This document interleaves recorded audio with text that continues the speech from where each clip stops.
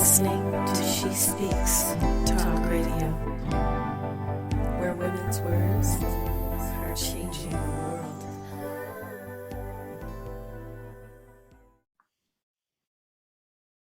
Hello and welcome to the Small Steps to Wellness show with me, your host, Mari Craig, where we are discussing how we can achieve wellness in our lives, one small step at a time.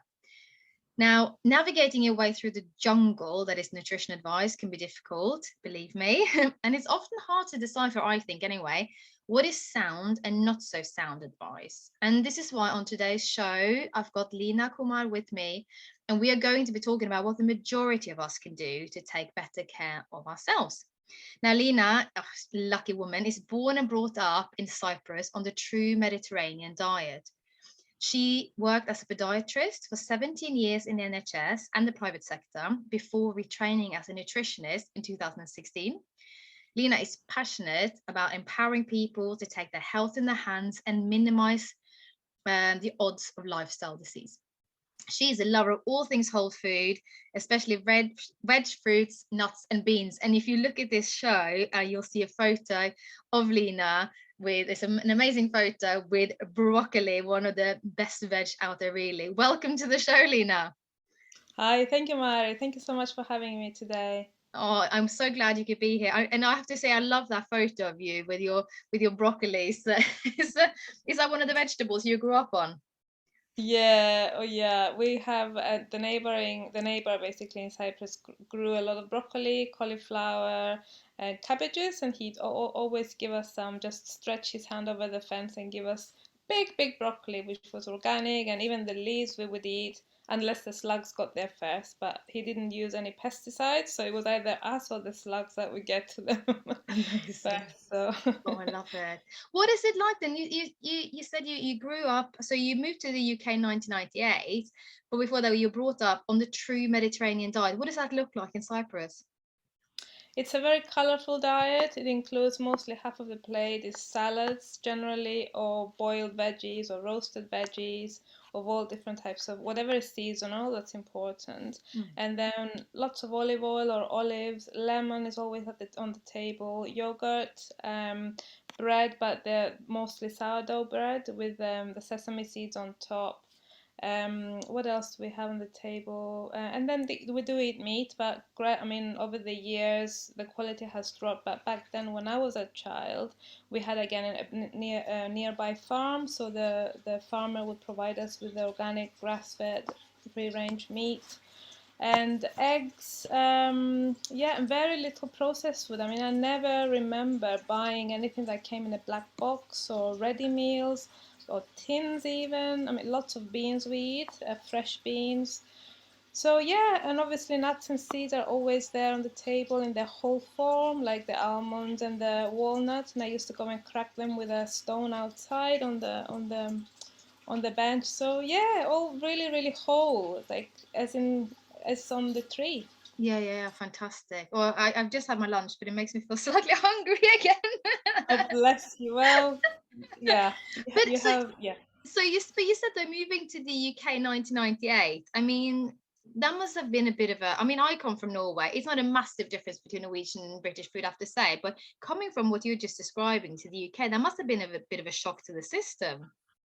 It really was. I'll tell you a funny story. So I went to Plymouth to study podiatry, and the first time I went to Sainsbury's was when I came back with my six pack of tomatoes, a cucumber, lettuce, and courgettes. I think I bought, and they were all perfectly symmetrical, round, perfect shape. And they came in their plastic bag and the bubble wrap or whatever.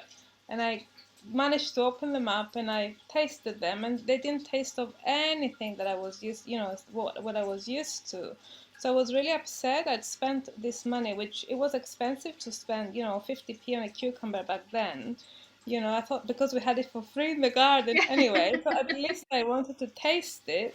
So I phoned my dad and like, what's going on with these veggies? Why can't I taste them? And then he explained to me the whole process of globalization and the cold storage and picking the fruit and veg before it was ripe, and then obviously transporting it in a way that it wouldn't get bruised and things like that. So obviously that interfered with the taste. So yeah, it just took me on a journey of investigating the importance of nutrition on our health and what nutrients are we lacking actually if we can't taste our fruits and vegetables. Because so often, I mean, the smell in them is the antioxidant content of the fruits and vegetables. If you can't smell it, it means that it doesn't have that full potential of antioxidant properties.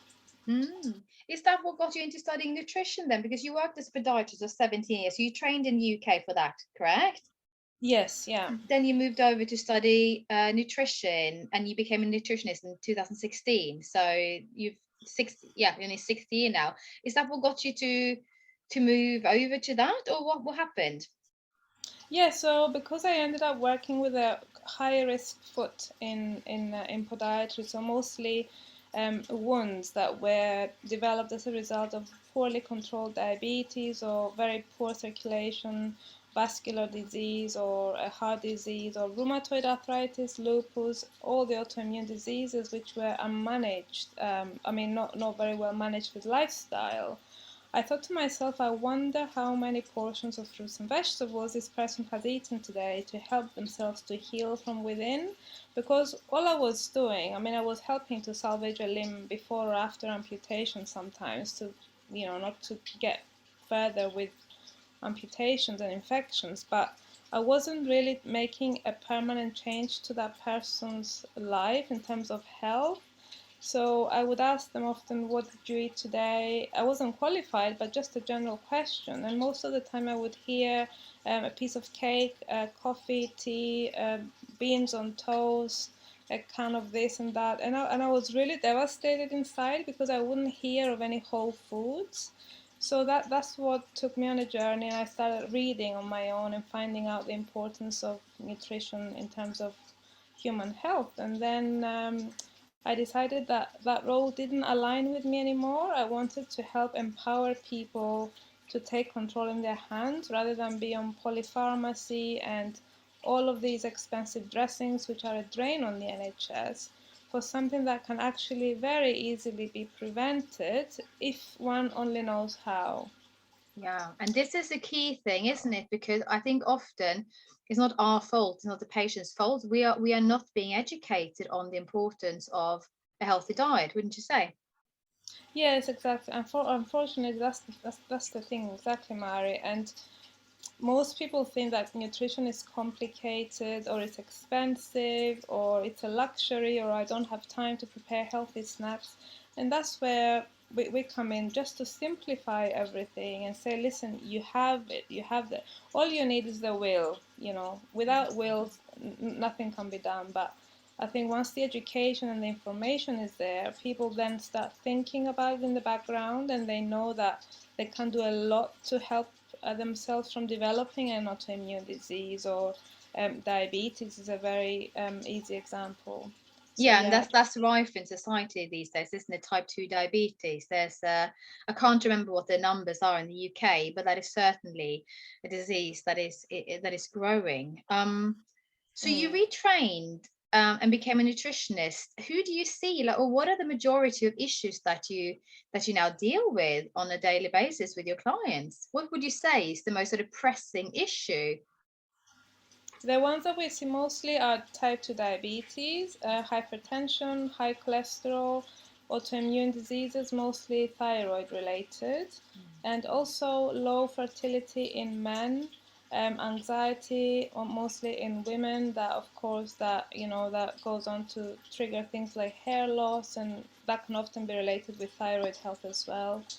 Um, yeah, generally those are the main ones. And then other endocrine issues like pituitary problems, but they can be quite complicated. It's not something that only nutrition can fix there. But that sounds to me, and correct me if I'm wrong, that there's a lot of Western diet diseases you're dealing with.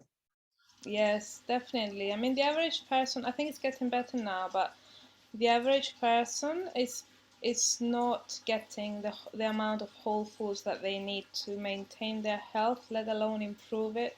Unfortunately, because we rely a lot on the cheaper and most available snacks and foods. I mean, I know from my own family, my kids, yesterday we went out to a restaurant for Mother's Day, and what we had was very, very poor in whole foods. It was pasta, pizza, no veggies inside. You have to pay extra for those. They don't, so that's not the correct way to eat. So at least at home we have the power to create a better situation for ourselves. Yeah, that's true, because I think we so we're going to talk about sort of what the majority of us can do, and I think the majority of us probably wouldn't go and say, I'm never going to go out for dinner again, or I'm never going to do whatever. But I think if we can look after what we do at home and educate, especially our children, I think, on what a good plate of food looks like, then I think we empower them to make better choices when they grow up. But also, you've got that kind of like a nutritional safety belt built in at home, which means that the odd trips out here and there are not going to be completely devastating.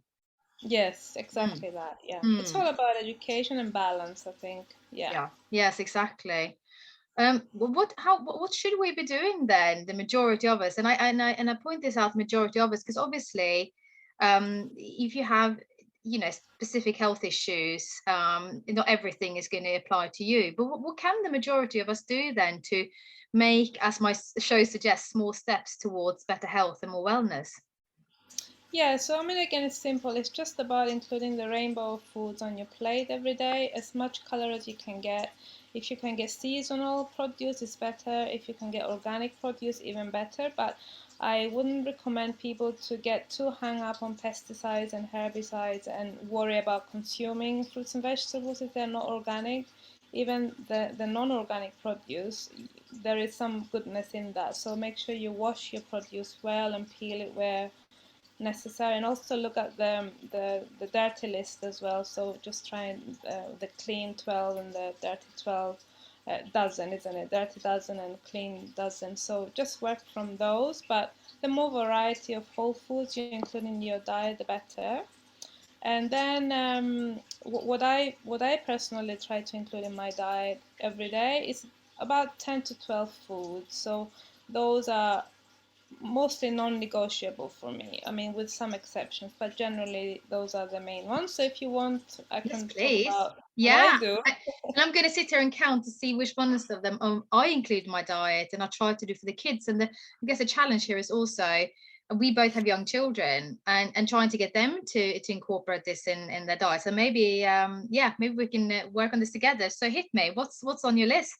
That'd be great. There are a few that I really struggle with my kids on this list, so I have to find other ways to sneak them in somehow, even though they're getting clever as they're older. But anyway, so the number one I have, they're not in significance order, they're just, as I thought of them in my head. So the number one that I've got here is cruciferous veggies. So broccoli is my hero, and I'm gonna say something really exciting about broccoli in very briefly. So obviously broccoli is one of the cruciferous veggies, so any others are also great, the cauliflower, the kale and things. But broccoli has a compound, like all cruciferous veggies do, called sulforaphane, and this one is almost exclusively found in crucifers. What happens with broccoli is if you chop it and then leave it to the side for about 40 minutes, this compound goes up by a significant percentage, so the antioxidant capacity of this compound really goes significantly upwards. So I say to people, chop and leave to the side, so you're maximizing your broccoli. If you have any questions on the broccoli, let me know, Mari. Otherwise, I can move on to the next one. I'm just wondering how you prepare it, because my kids are a bit funny. I mean, my eldest is a real foodie. My youngest, she went from saying I don't like broccoli to I only like the stems till I don't like the stems. But what I sometimes do is I finally chop the stems so finely, and that you can't even tell, and I put them into sauces and things. Or I actually also chop them up and put them in the freezer and add them to smoothies. Nice And that idea. works quite well, and that you will have. Oh, brilliant. That's really good. Yeah. Nobody else likes the stems in my family, so I eat them. I love them. Yeah. So, but that's a really good tip. I mean, broccoli has to be very gently steamed, nothing more than that, or gently roasted or raw once you've let it sit for a while. Hmm. Yeah. Or you can grate it onto your salads as well. It gives a nice bright color. Oh, great idea. Fantastic. Yeah. Then the next one is nuts and seeds, especially from the seed category. Flaxseed is a fantastic, amazing anti-cancer food because of the lignans it contains, and it's especially essential for prostate health. Okay, so all the seeds are fantastic. So if you don't want to just have the flaxseed, get the ground. It has to be ground because it's more absorbed. So the mixture of ground seeds is really nice to add to your whatever, to your curries, to your stews, to your salads, your smoothies. It just goes everywhere. Yeah, that's one. Ground flax seeds, and I hear you need to store them in the fridge, but that's something that is so easy to incorporate in so many things. You can sprinkle it over your salad. I actually hid some in a fish pie that I made the other day, and I made like a cheesy sauce to go with it, and I just sprinkled a layer of flax seeds on top of it all, and no one's any the wiser, but they, a bit of extra nutrition. I always have Yeah, a bag of flax seeds. So easy. yeah, it doesn't taste so very much actually. So yeah, it's very innocuous. Definitely, very nice. And then nuts. So nuts, about a serving of about 30 grams every day. The top ones are almonds, walnuts, and also 2 Brazils a day provide enough selenium for protection of the thyroid gland, so for thyroid health. Well, I'm doing well so far. I'm going to tell you how I use my almonds and walnuts. I actually make my own homemade granola. So but I use hazelnuts as well, and I use cashews and pecan nuts, and I use pumpkin seeds and sunflower seeds, and I soak them first because I find that I often react a little bit, and I don't know why, if I haven't soaked the nuts first. So I soak them and then I dry them in the oven for a little bit, and then I use a rolling pin and I just smash them up a little bit, and then I add my oats and buckwheat flakes, and you got your peanut butter, coconut oil, maple syrup, and mix it all in, and voila, there's your granola. Oh, that sounds dangerously yummy, Mary. If I Yeah, made that, I would eat it all at once. yeah, that with a I bit stay of away full from fat Greek granola. yogurt. Yeah. Oh, amazing. Yeah. God, I would love the recipe, I think. I may not make it because it sounds too good, but Yeah, it's so simple, and this is an interesting thing also with children, because my children are not keen on raw nuts. But if they are toasted in the oven like that, and there's a bit of a granola added, in the granola shape, and there's a bit of maple syrup, doesn't have to be much, is incredible how much better the nuts taste for a young palate. So that's top tips for nuts, really. yeah, but that's the thing, isn't it? When there's something healthy and nobody will eat it, if you make it slightly more appealing, it's much better that you find the way that they will eat it rather than not eat it at all. So Absolutely. a little bit of maple syrup to get them to eat nuts is good. Yeah. What else? So berries. Berries are the heroes of, I mean, seriously, all vegetables and all fruits. Berries come first in terms of antioxidant capacity again. So I would say about 60 grams of fresh or frozen berries. So the frozen are absolutely fine as well. Or 40 grams dried. The darker they are, the better. So instead of strawberries, have blackberries. Instead of I don't know, whatever. No, cranberries are actually an exception. Instead of raspberries, have blueberries. So just going the darker, the better. They're actually second only to herbs and spices in terms of their antioxidant content. And as a group, they're 10 times more antioxidant than all other fruits and vegetables. And they can actually also, if you have berries with a piece of bread, as opposed to just bread on its own, it can blunt that insulin spike quite significantly just by adding some berries. And you're mentioning antioxidants here quite a lot. So now I know what that is, and it could be that most people listening to this know what that is. But why is it important that we eat antioxidant-rich foods? Yeah, because we live in a very toxic world. We are bombarded by toxins everywhere. The air, the perfumes, the pollution outside, the things that we put on our skin, the food that we eat. The processed food, even the unprocessed food, contains a lot of chemicals, unfortunately, so we need to be getting a lot of antioxidants to combat the damage that these chemicals will be doing in our body. Because if we didn't eat fruits and vegetables, the oxidants would be much more, and they are the ones that can cause cellular damage. They can cause DNA damage, and that's how mutations start, and all other disease processes start with the process of inflammation. So we need antioxidants, anti-inflammatory compounds, which are very abundant in plant foods. Animal foods have them too, but much more so in the plant kingdom. Yeah.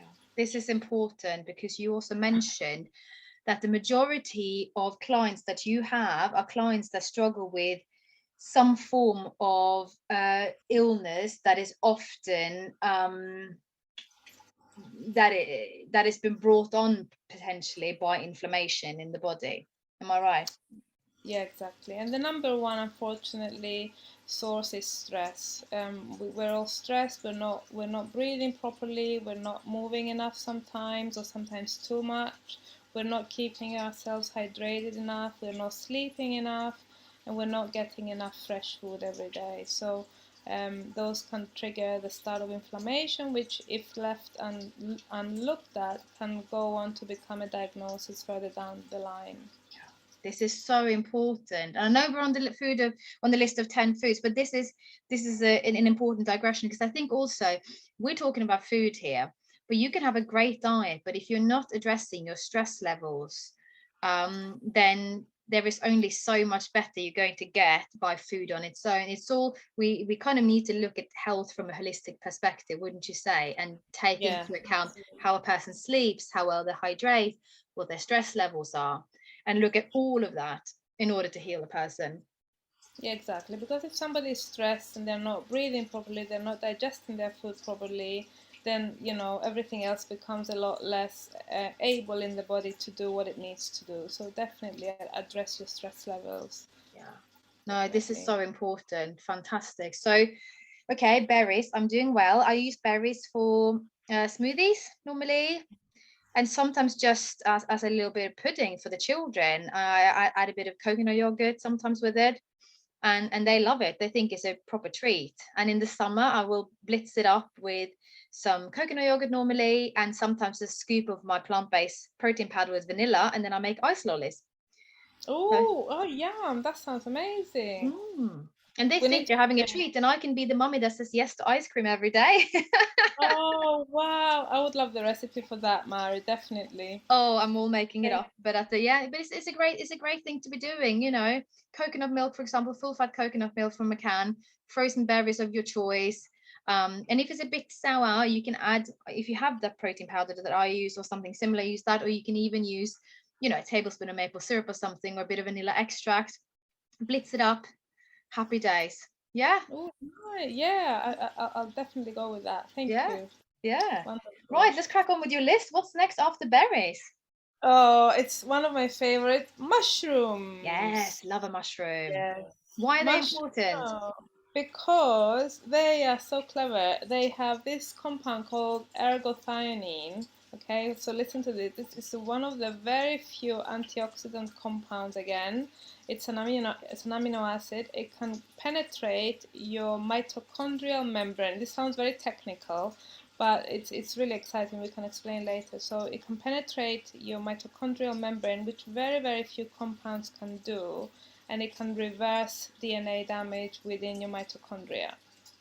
Amazing. And it's the most potent in terms of being able to do this, you know, DNA reversal, kind of damage reversal. And if somebody who's got seasonal allergies, wheezing, runny nose, whatever things with your immune system, mushrooms all the way. Oh, amazing. And also mushrooms are great for immunity, aren't they? Yeah, exactly. That's what, yeah. Oh, my thing's saying that it's, sorry, Mari, I need to maybe move myself because the laptop is saying that it's getting hot in here. So excuse me a second. Oh, we have to take whatever heat we can get though, can't we? It's still very much spring in the UK, freezing cold in the morning, and then warmer in the afternoon. Yes, no, I was reading that, especially like the shiitake mushrooms, the maitake mushrooms, all of those are fantastic supporting um supporting the immune system. Yeah, so those that you mentioned, as well as reishi mushrooms, Yeah, chaga. Chaga is a bit more rare, but I use it in powdered form, yeah, and the lion's mane as well in powdered form. yeah.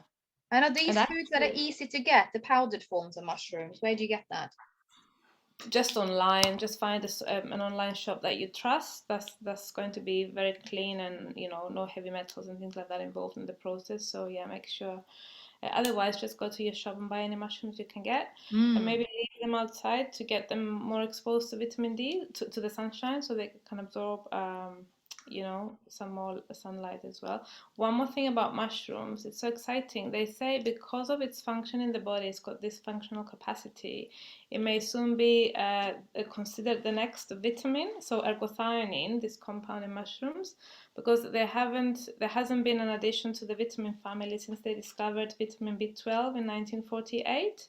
So mushroom compounds may be the next vitamins. Oh, that is interesting. I've got this plant-based protein powder that contains mushroom. That's interesting. Well, Yeah. but here we so, but then again, we're looking at what can the majority of us do. We have young children again. My eldest loves mushrooms, which is rare. I could not stand mushrooms until I was a grown up.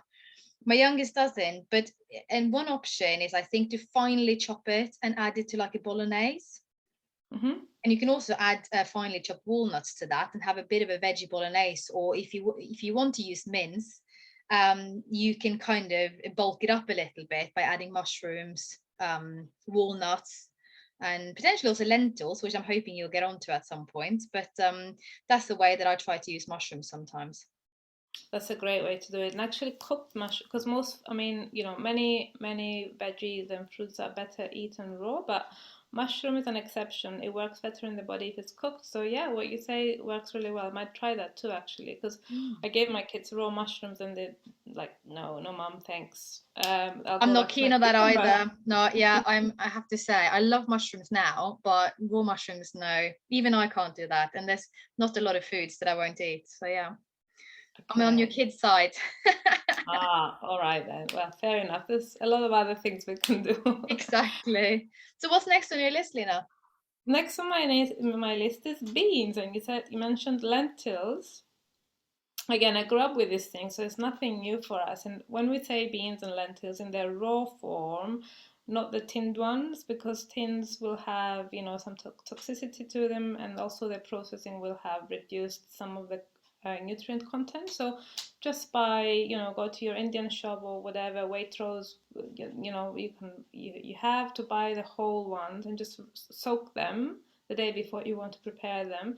Lentils are amazing because they don't need soaking. They're so quick to cook as well, as you know. So, and lentils are fantastic as a prebiotic fiber for your gut bacteria.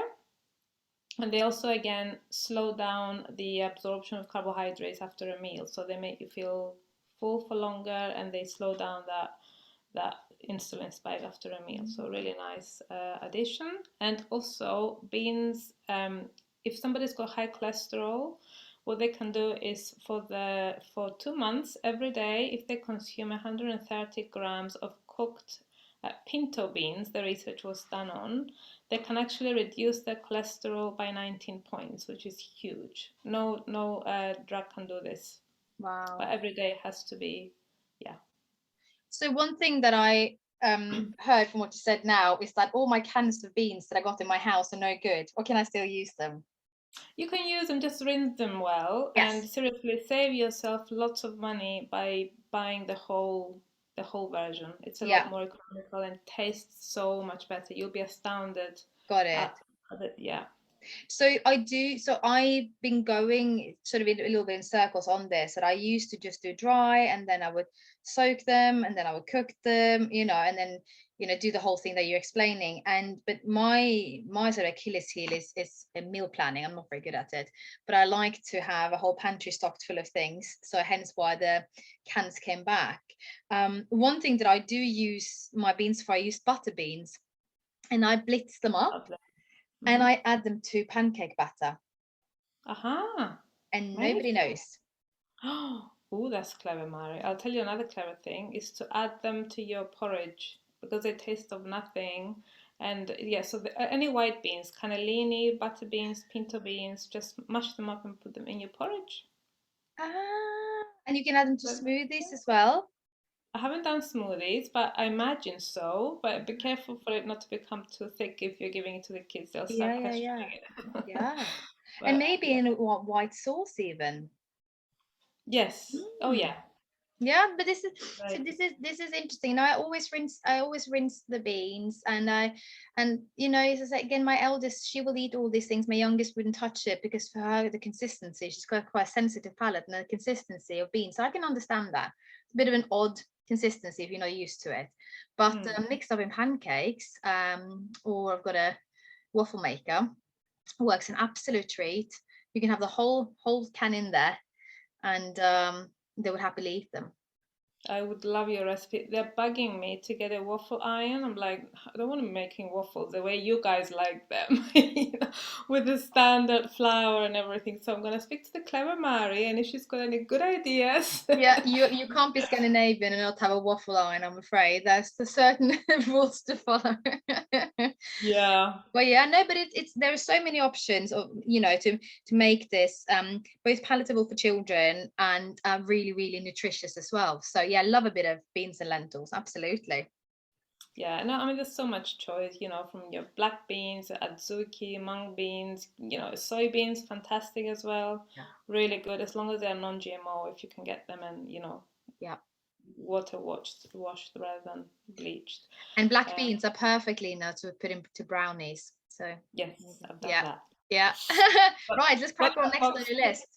the next one is greens, your one-stop shop for magnesium, folate, vitamin K, vitamin C, all the micronutrients. They're so low in calories, and they're fantastic as a whole round protein as well.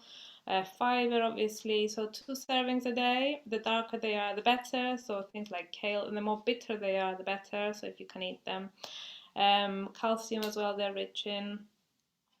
And the next one is, did you have something to say on greens? No, just again, I make smoothies, I make pestos, I make kale crisps. I think that's it. Gosh, what else? No, I just love. They make for such a beautiful color, and as you say, they are so important. Like, when children, I mean, my eldest has got a bit of growing pains, and magnesium helps relax muscles, so it's brilliant for those kind of issues as well, I think. Yeah, fantastic. And for relaxing your muscles as a grown-up as well in the evening, so you can probably sleep better. Yeah, the more greens the better, I'd say. Yeah, definitely. Mm. And then I'm gonna move on to this is a 3-in-1 because I cannot choose one of the three. They're all brilliant. So ginger, garlic, turmeric. I call it GGT. Okay. Yeah. So all of them equally fantastic.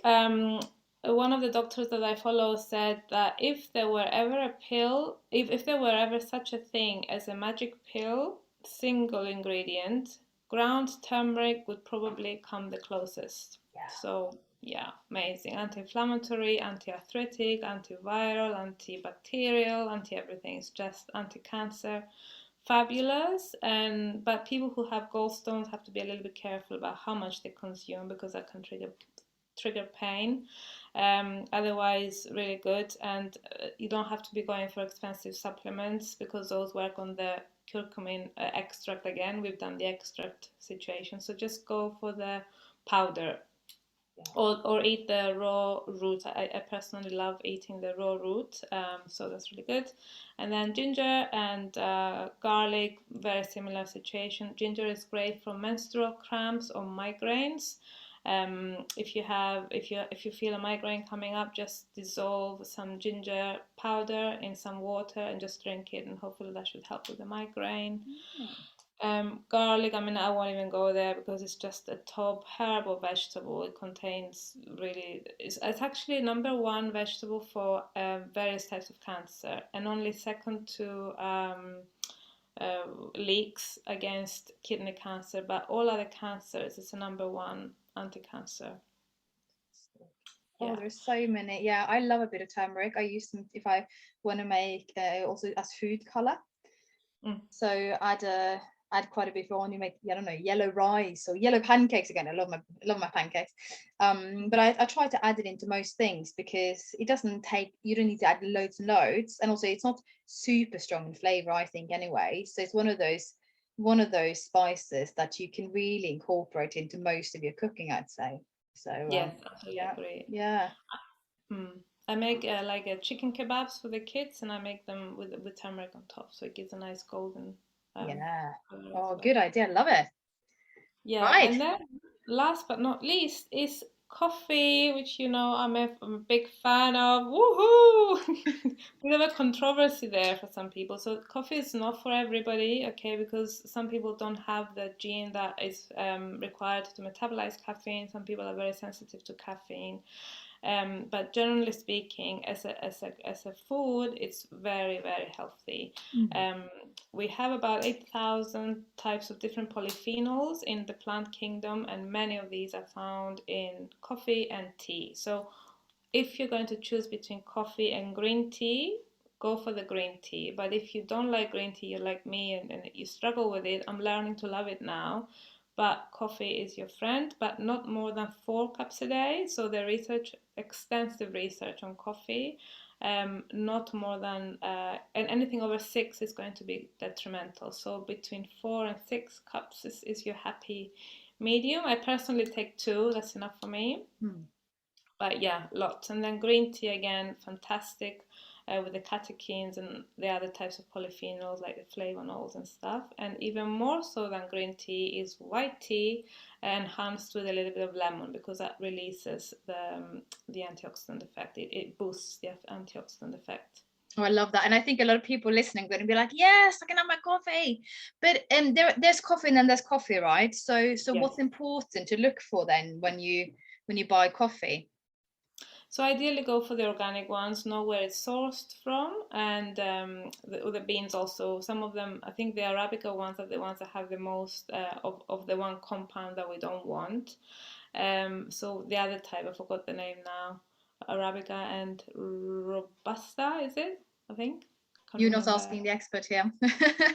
Okay.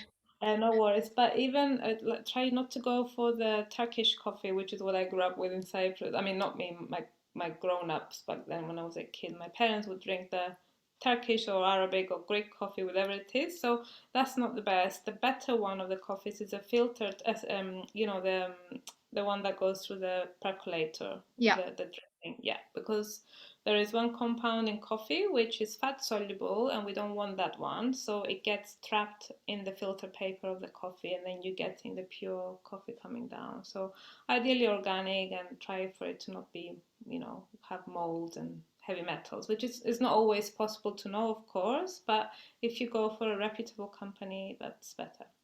That's interesting that you say about the filter coffee, because that's a prevalent way of drinking coffee in Norway, and in where I'm from, and in Norway they drink so much coffee, and it's all filter coffee. Oh, not all of it, but most of it. And it has been said, I can't remember where I read it, that it's one of the main sources of antioxidants in Norway. It comes from our coffee because we have so much of it. So that's really interesting. How about decaf? Yeah, decaf is fine. So that it's a bit controversial, because some people say that it's the actual caffeine that has the beneficial effect. Others say that it's not, it's all the other compounds as well. So for the decaffeinated one, I would go for the one that's Swiss water processed, so that it's okay, that's what That's you what I'm have. having at the moment. Yeah.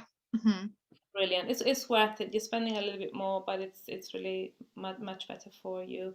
Yeah, so I can't be sure. I haven't read enough of the research in terms of decaf or caffeinated, but I believe that if you like it, you will be getting some benefits from it as well. Yeah, fantastic. Yeah, and it's important what we're saying about the decaf being Swiss water wash, which means that it hasn't got any chemicals in it from the decaffeination process. Because what we're talking about here, you mentioned it earlier, that we are exposed to so many toxic chemicals all the time in our modern lifestyle in this world, and we want to use food to help us reduce it. But then if we're going to go for a decaffeinated version of a coffee that has used chemicals in the decaffeination process, then it's kind of we're getting chemicals into us that we really want to try to avoid. So that's quite important, actually. So Swiss water wash, as I've learned the last few years, is the process that you need to be looking for. And there are more and more, I think, coffees that will say that on their label as well. Yes, true. And it's again about meeting the person where they're at, Mari. So for example, if somebody is going to have a milkshake instead of coffee, then I would say, if you're going to go for decaffeinated coffee instead of a milkshake, that's a better choice. So it just depends on what, that balance is, what the other choice would be. So yes, definitely, if somebody's drinking top quality coffee and then they're having a not so good decaffeinated, then of course that has to be considered. Yeah. Where would you say that people should start then? Because for me personally, my lifestyle, and this is where the name of the show comes from as well, I've taken small steps and one thing at a time. Is that what you advise your clients to do, or where do you start with them? Just think of what is the first thing that you would like to change in your diet. What kind of what bugs you the most? So is it your snack time? Is that your weakest point, or is it breakfast? So maybe the favorite time of the day that you're looking forward to eating something, just try to maximize it. And what I say is, every time that you eat something, it's your opportunity to feed your cells or to damage your cells. So if you have that knowledge and understanding to protect your cells, and try to maximize that meal. So for example, if you're going to have an apple, add a little bit of ginger on top, or cinnamon, and have some peanut butter or a couple of nuts, just to maximize that snack. And the same with every meal.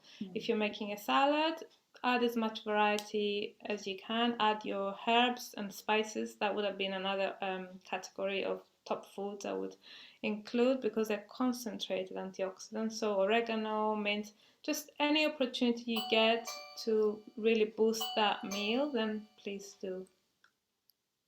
That's fantastic advice. I think we'll leave it at there, Lina, because I think there are so many things we could be talking about, but this is really, really useful advice, because I speak to so many people that go, I don't know where to start, I don't know what to do, it's all so complicated, and then they feel completely overwhelmed and they end up doing nothing, or trying to do everything in one go and then failing, because it's hard to change everything in one go. But if you, as you say, you can take one meal at a time or one little habit at a time, change that till you feel okay about it, and then go on to the next thing, right? Yeah, it has to be based on happiness, and food is, I mean, unfortunately, it's not just eating, it's the emotions that come behind it, and what leads us to make that decision. Fantastic. No, I love that. Thank you so much, Lina, for sharing your wisdom with us all. Really, really appreciate it. I will post all the details of how people can contact you if they want to work with you in the show notes. And it just remains for me to say thank you so much to you for listening to the Small Steps to Wellness show. Thank you to my guest, Lina. And hope you found this useful. Any questions at all, do send us a message. And again, I think if there's anything that concerns you, always go and talk to your GP about it. If there's anything that you go, oh, should I be doing this with the condition I have? That's a good place to start, wouldn't you say? Yes, definitely. Absolutely. Fantastic. Thank you so much, Lina. Thank you so much for having me. It's been great. I enjoyed chatting with you, Mari. It was really nice. Oh, thank you so much. Take care now. You too. You've been listening to the Small Steps to Wellness show with Mari Craig. I am passionate about helping mums get their energy back through simple nutritional changes, because we know that if mummy is happy, the family is happy. If you would like to connect with me, you can find me on Instagram under @smallstepstowellness, or visit my website smallstepstowellness.info. Speak to you soon.